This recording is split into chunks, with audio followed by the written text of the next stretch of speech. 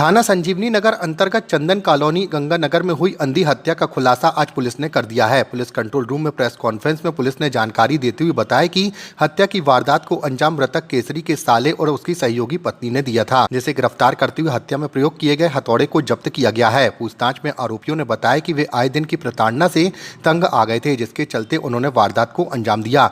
घटना के बाद पतासाजी के दौरान सीसीटीवी फुटेज के आधार पर आरोपी रवि सेन एवं गायत्री सेन को अभिरक्षा में लेते हुए पूछताछ करने पर आरोपियों ने बताया कि केसरी सेन पिछले 10 से 12 साल से शराब पीकर घर आता था और गाली गलौज करते हुए प्रताड़ित करता था।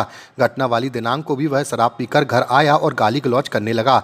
घर जाने को कहने पर भी वह नहीं जा रहा था। आए दिन गाली गलौज पर प्रताड़ना से वे तंग आ चुके थे, जिसके चलते उन्होंने वारदात को अंजाम दिया।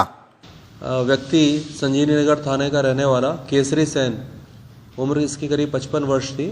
इसका शव उसके निवास के पास ही चंदन नगर क्षेत्र में चौराहे पर मिला था और उसका केसरी सेन मृतक का जो सिर है वो बुरी तरीके से कुचलने के बाद पूरा खाया हुआ प्रतीत हो रहा था, जो बहुत ही विभत्स लग रहा था और इस जघन्य हत्याकांड से पूरे क्षेत्र में सनसनी फैल गई थी। पुलिस के द्वारा उस व्यक्ति के बारे में पता किया गया, मृतक के बारे में, तो पता चला कि वो एक मजदूर था और कोई बहुत उसके दोस्त और दुश्मन नहीं थे।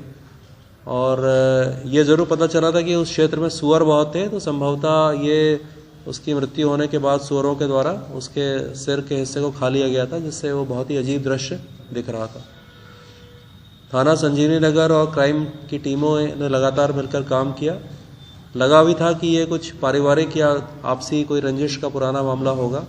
उसके दोस्त, उसके परिवारों सभी से पूछताछ करी गई और इसमें फिर उसका सगा साला और उसकी साले की पत्नी, ये दोनों ही मुख्य आरोपी मिले हैं, जिन्होंने पूछताछ में स्वीकार किया है कि इस हथौड़े से उन्होंने उसको वार करके उसको मार डाला था।